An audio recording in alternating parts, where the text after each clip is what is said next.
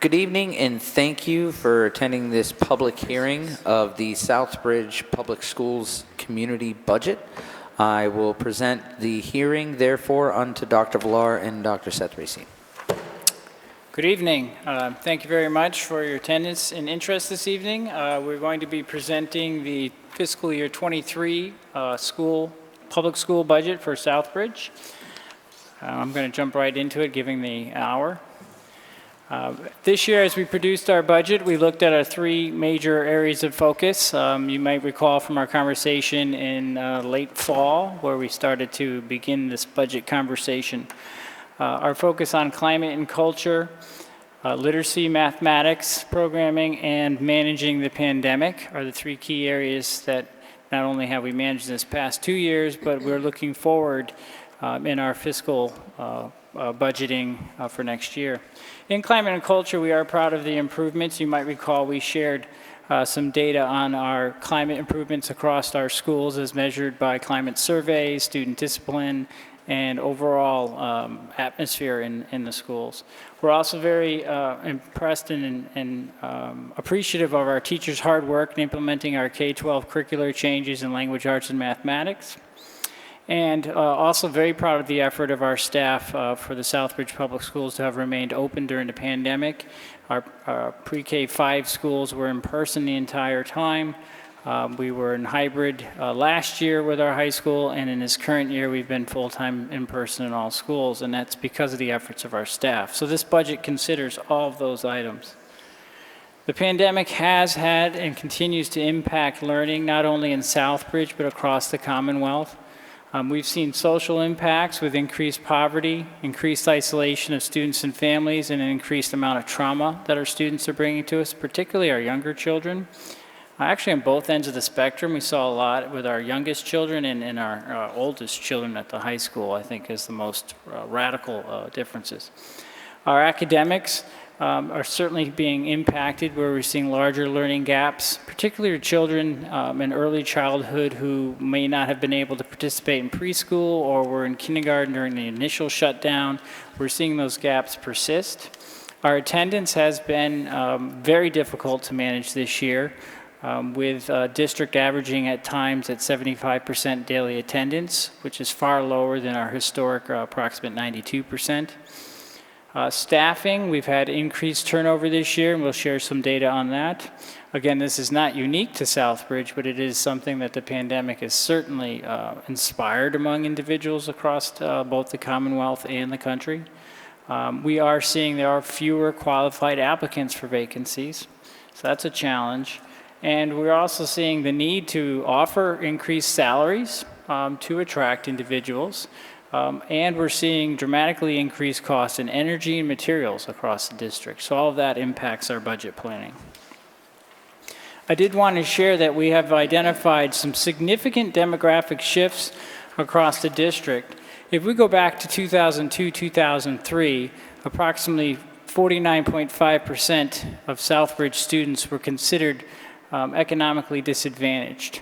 We fast forward to this year where we're over 85% of our students considered economically disadvantaged and 90% being considered high needs by the Commonwealth. So it's a significant impact, and that pace seems to be accelerated in the last year, likely attributable to the pandemic. We've also seen demographic shift, again, going back to that early data point, 2002, 2003, to today, and that shift is the population of our students having gone from nearly 61% Caucasian or white, with about 35% Hispanic or Latino, and it's essentially flipped. We are now seeing approximately 65% of our students being Latino or Hispanic, and approximately 30% or so of our students being Caucasian white. So it's just been a real shift in the demographics of our students. Staff retention. As you can see by this chart, it's gone up and down. These data, again from the state, go back to 2009. We had made, my administration has made some headway in improving our staff retention, peaking at 77.8% in 2021. Unfortunately, this year, we're down to 65.8. We've experienced a lot more folks choosing to move on throughout the fall. So we're going to monitor that closely, but that's a headwind that's something that we want to attack aggressively to try to retain our faculty. Another area of concern as we create this budget, thinking about how we're improving education for all of our students, is we take a look at the age of our staff and using age as a proxy for experience as teachers. And what you'll see circled on the graph before you is we have this all-time bubble of staff members in the age bracket of 26 to 32, which is essentially fresh out of school and just starting to learn to become an effective teacher. This is the first time this shift has happened in that way, and so basically what we're seeing is we now have the largest percentage of new and less experienced teachers that the district has seen since these data were captured in 2007. Again, it could be part of our turnover and hiring new staff, but that means they need more support, more professional development, and more management. So there's, again, another headwind we're facing. I like to point out that NCLB back in, I think it was 2003, No Child Left Behind federal legislation essentially changed the equation for public schools. We went from being responsible for sorting students who were capable of being successful in higher education and students who should consider trades and other type of work without advancing into higher education. That paradigm shifted, and it became schools are to prepare all students for college and career work after 4 years of high school. I raise this because it's really important to recognize as we create this budget and as we try to improve things in Southbridge for all of our students, that the old classroom, and I did find a picture, probably pulled out of 1955 or so, maybe 1960, but it's the paradigm which people think about of education with 35 students, one teacher, everyone sitting smiling, and this panacea of perfection in the classroom. Classrooms don't look like that anymore. There's lots of variance in not just the students, their backgrounds, social, economic, cultural, et cetera. Lots of differences, lots of challenges for an educator. And so that means if our goal is that all kids achieve at high levels, all kids are going to be college and career ready, then we need to work collaboratively as educators and teams to make sure that we can have our students be successful. So how do we do that? Well, in this budget, what we're supporting is the teacher is the most important piece of the instructional paradigm for sure. But we surround our teachers with support structures. So this budget considers us having an educational assistant in every classroom up through grade 2. Excuse me. We also have supports in special education. So those are push-in individuals in classrooms. Outside of classrooms, we also have social emotional support. So schools now have adjustment counselors, and we've increased the number of adjustment counselors across our schools. This budget supports that work. We have mathematics assistants. We have obviously assistant principals and other people who are supporting the work of the classroom teacher. On the left side of this chart, you also see a list of agencies or organizations that are pushing in and supporting our staff. So Hill for Literacy, they're in our buildings every month working with teachers on examining data and best practices for their instruction. We have the School Empowerment Network working with our teachers in our secondary schools. We have Looney Math working in our elementary schools. The Yukon works across our district. So it's a wraparound support structure for the classroom teacher so they can be successful with a very diverse group of students in front of them. As we look to program in our budget moving forward, knowing we are still in this pandemic situation, we've taken some steps in our programming that I believe are going to help us improve the outcomes for our students. So this budget supports our partnership with City Connects out of Boston College, which is that, and you might have remember in the fall we talked about it, as it's a data-driven process that matches student needs with community resources. We've added an additional social work background individual to each school who works with the City Connects team. Well, again, we've increased adjustment counselors in our schools. This budget supports an additional assistant principal at the high school. being one of our schools that are most challenged at this moment. We also are implementing a before-school program at Eastford Road School. We're piloting it this spring, and this budget also supports our after-school programming at Charlton Street, West Street, in the middle school. It's our 21st century program. I mentioned earlier, academically, we are adding and maintaining paraprofessionals or education assistants in our classrooms K-2. We will continue our partnerships with the organizations that I just previously mentioned. We will continue providing tutoring for students at our secondary schools. We continue to, or seeking additional reading instructors for each of our elementary schools, so this budget would support that.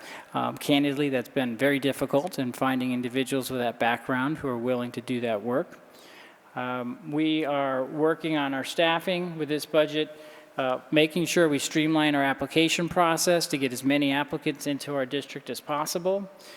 We do have aggressive salaries and aggressive signing bonuses for staff members in high needs areas such as special education or mathematics instruction at the high school, as examples. We've already posted our vacancies for next year. We now do that in March, trying to get ahead of the curve and hire the best and brightest as they come out of school.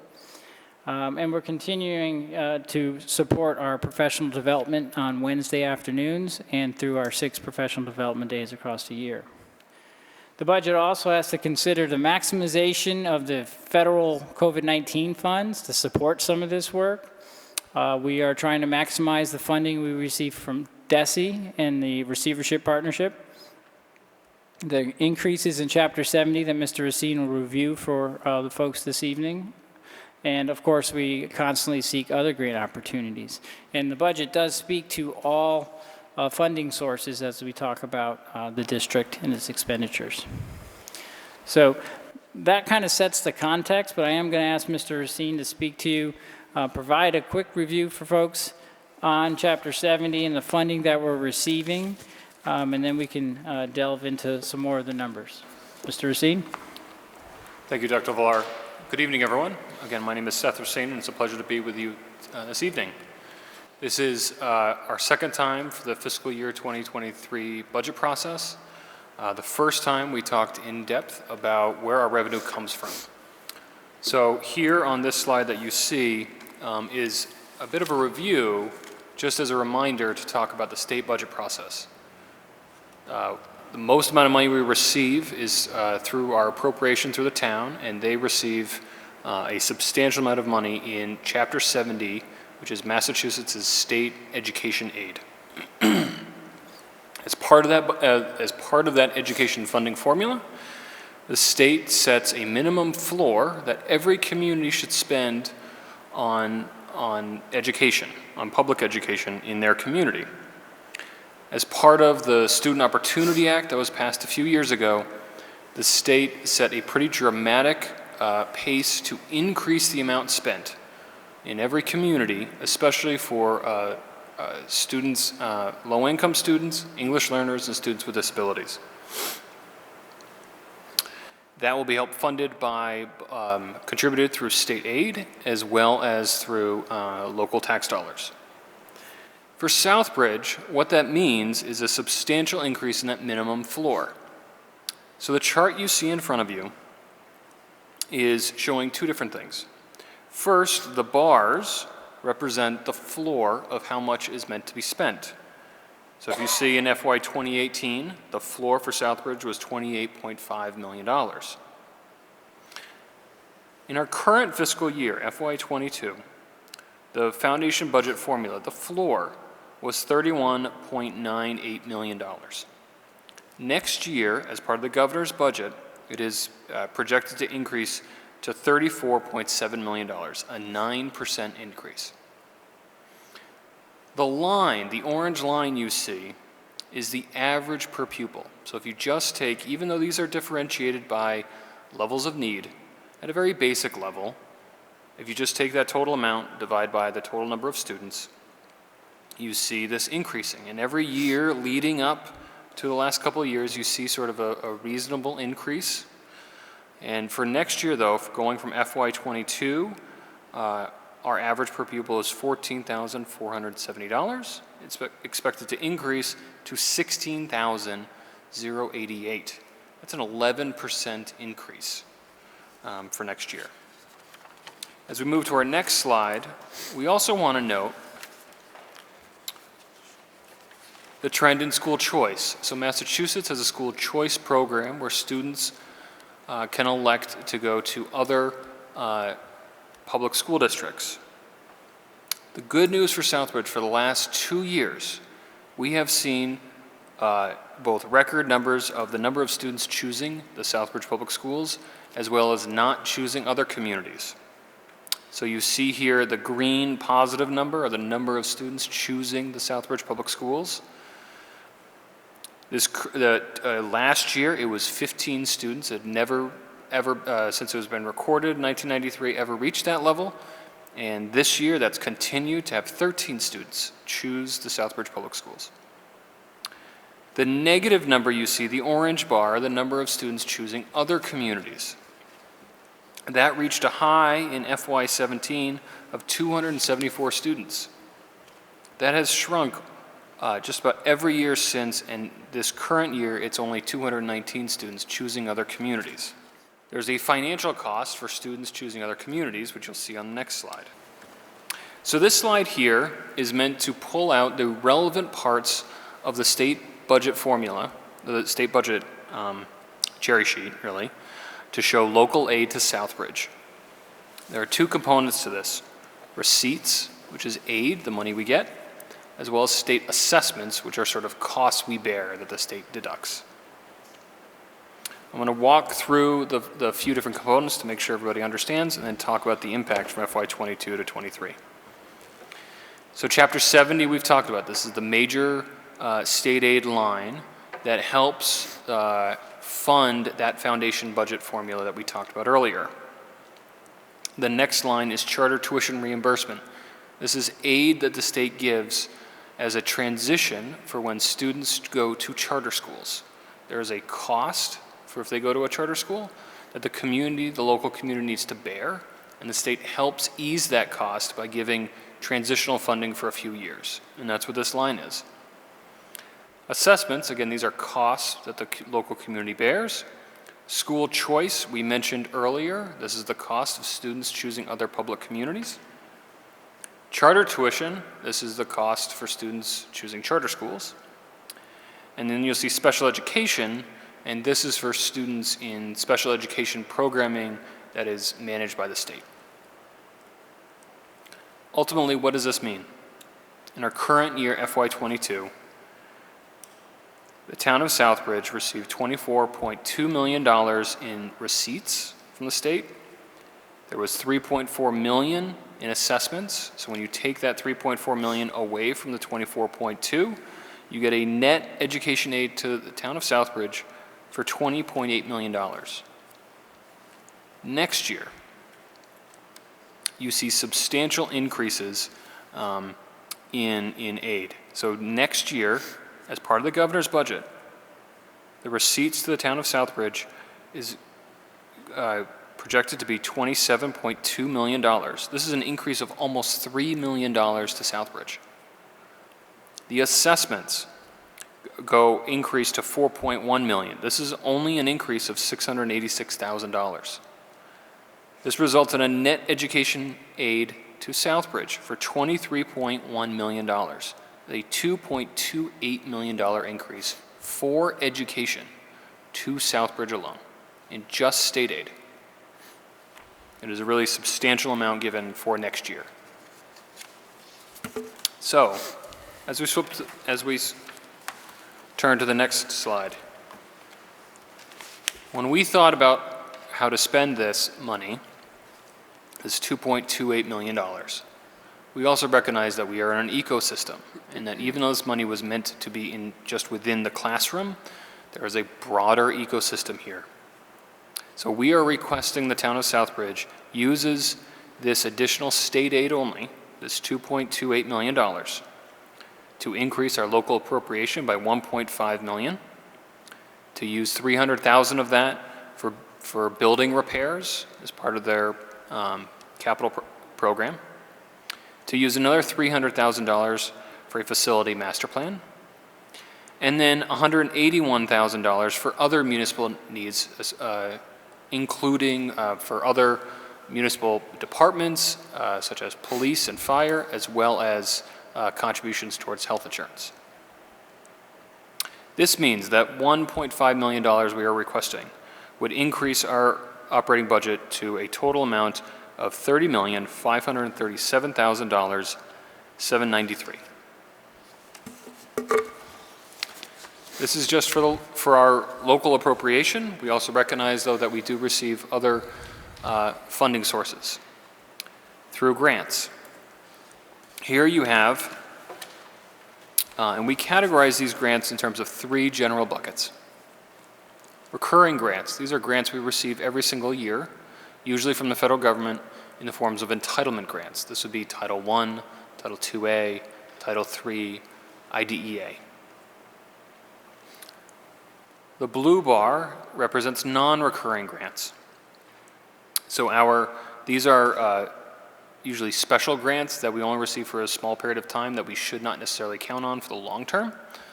And the biggest part of this is actually a strategic support grant from the Department of Elementary and Secondary Education associated with receivership. Then the yellow bar this is for COVID-related grants. As Dr. Villar mentioned earlier, we've been fortunate to receive a substantial amount in federal aid related to COVID that has allowed us to keep our buildings open, make the necessary facility improvements, and more importantly, as part of these grants, are targeted to help with learning loss. And so that's where a lot of this funding really is going. So if we go to the next slide, for the $30.5 million of our appropriation that we are requesting, where does that go? It's really over 91% of that budget, of our budget, goes to people, buses, buildings, and out-of-district tuitions for students with severe needs. We have a pie chart here in front of you. The biggest bar, as you see, is salaries for $20.8 million. We have an additional $786,000 for benefits. I just want to clarify, these are benefits that the school department pays. There are other benefits that the town pays, most specifically health insurance. That's not included here. We have $1.8 million in special education tuition costs, $3.3 million in transportation, $1 million for utilities, it's about $272,000 for maintenance costs, and then a smaller amount, obviously, for contracted services, supplies, and other expenses. On the next slide, we want to show you a little bit about staffing. Obviously, if that's a huge part of our budget, where is that going? We will mention at the end of this, you did receive budget books. There's a pretty specific detail about both account level expenses and FTE costs. There's many different ways to break that down. We are showing you 2 different ways here in this slide. First is just, where are these staff located? Well, 90% of staffing are actually directly in schools managed by principals. And that's what you see here on the left by the staffing by location. On the right, you sort of see, well, what types of positions are they? And actually, approximately 2/3 of our staff are actually classroom teachers and special education staff. That's where the vast majority of our staffing are. And again, this is at a high level. You can see a more detailed version in our budget book. Finally, we mentioned before our requests for building needs and a facility master plan. As everyone here is aware, in 2019, the town of Southbridge conducted a school facilities study. This study from 3 years ago outlined millions of dollars for capital replacements. Back then, 3 years ago, it outlined a capital plan that would have assumed $1.5 million spent next year to replace windows and rooftop units, refinishing gym floors. And 2 years from now, it had said it would recommended $9.2 million to include roof replacements. We have 3 elementary schools that have not been renovated in 30 years. In 2 years from now, in FY 2025, it would be $16.4 million replacing boilers, tile roofs, masonry, and then an additional $600,000 the following 2 years. These are substantial costs. At the same time, the last 2 years, we've seen major and borne the cost of major emergencies to our buildings due to capital facility failures. This includes last year the West Street School roof leaked, causing $170,000 of damage, and asbestos was recently found in 25 Cole Ave when the boiler needed to be repaired. We are still getting the final figures of how much that will cost, but it could be upwards of $100,000. We raise all this to, again, recognize that the major capital needs that the school department faces, and the opportunity that Southbridge has to receive millions of dollars in state aid.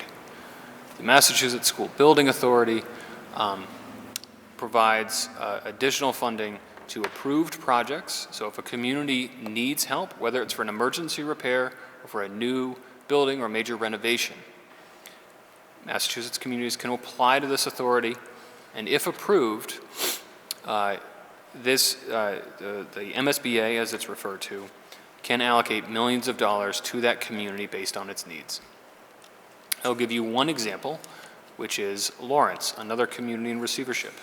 About 5 years into receivership, this community conducted a facility master plan, looking at its needs across its entire community. It projected enrollment and looked at demographic changes and applied to replace major boilers at its old high school that was being used for an alternative program, and it sought to replace 2 new elementary schools. These projects were approved, are in the process for the new elementary schools, going through the process for that, but Lawrence is able to receive millions of dollars through the MSBA. It's really an incredible opportunity that Southbridge could take advantage of, which is why we are requesting for a master plan study as part of this budget. Thank you, Mr. Racine. So I guess to bring this to our presentation to a close, and then I think you can see if there's public comment and we can move on to the school committee meeting.